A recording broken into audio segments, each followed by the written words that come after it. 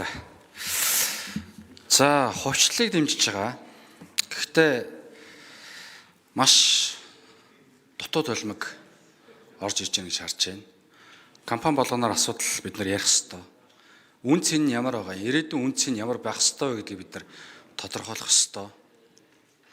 Хуучин богдын хөрөө орж 108 өргөчд ирвэл сайхан гэж ярьдаг шиг өнөөдөр Сингапурын Temasek очиж 108 удаа туршлага судлаад ирвэл төрөмчд компаниуд нь сайн сайхан болчих юм шиг байдалд очисон гэж хэлж байна.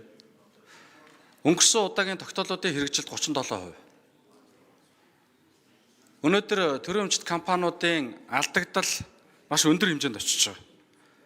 2024 оны аудитын дүгнэлтээр 1,80,29 тэрбум 500 сая төгрөгийн 1555 зөрчил илэрч байгаа. Төрөмчд компаниудын нөхцөл байдал өнөөдөр яг ийм байдалтай байгаа. Энэ бол засаглалтай холбоотой асуудал. Төрөмчийн бодлого зохицуулалтын газар 2025 он эхэлж байхад бүх төрөмчд компаниудын удирдлагыг сонгон шалруулалтаар томилно гэж ярьж ирсэн, амлаж ирсэн. Өнөөдөр нөгөө арын хаалгаар томилогдсон албан тушаалтнууд хэвээрэл байна. Мят компани захирал яаж томилогдов?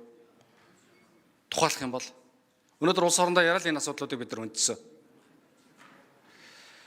Цаашдаа бид нар засаглалтай холбоотой асуудал мөн эрх зүйн тодорхой асуудлуудыг шийдвэрлэхгүй болвол хичнээн компаниг хувьчлаад хичнээн компаниг төрд байлгасан гэдээ үр дүн гарах нь юу л бол гэж бодогдож байна. Эрх хэрэгжүүлэгч, төлөөлөл хэрэгжүүлэгчтэй холбоотой асуудлууд байгаа. Эрх хэрэгжүүлэгч, төлөөлөл хэрэгжүүлэгчдийн хязгаар хаана вэ гэдгийг бид нар нөгөө талдаа бас тогтоох ёстой. Харах ёстой. Эрх зүйн харилцаагаар энийг шийдвэрлэж өгөх шаардлагатай байна. Үүнээс улбаатаагаар эрх хэрэгжүүлэгчийн үзмжээр, төлөөлөл хэрэгжүүлэгчийн тухайн өдрийн үзмжээр төлөөлөн удирдах зөвлөл тодорхой шийдвэрүүдийг гаргаж төрийн өмчт компаниуд дээр өнөөдөр алдагдал үүсэх бодит нөхцөл байдал явж байна. Бид өнгөрсөн сая бас мэдээлэл авлаа.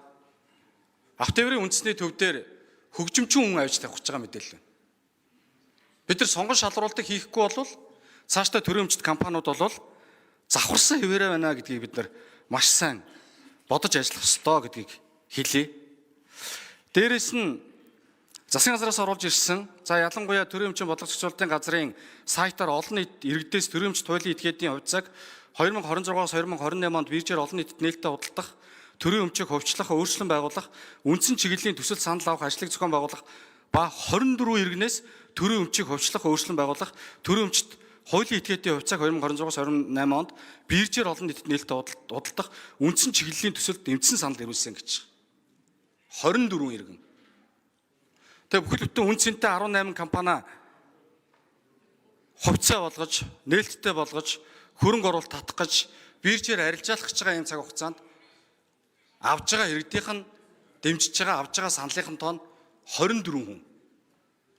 Бид нар засаглалаас ахуулаад олон асуудлуудыг шийдвэрлэх ёстой гэдэг шиг бид нар цаашдаа энэ хуулийн мөн одоо энэ усыг хурлаас гарч байгаа тогтоолын хэрэгжилт засгийн газар ямар төвшөнд авч үзэж байгаа вэ гэдгийг шигсэн харах ёстой болж 37% гэдэг бол үндэсний аудитын газраас тогтоож өгсөн тоо.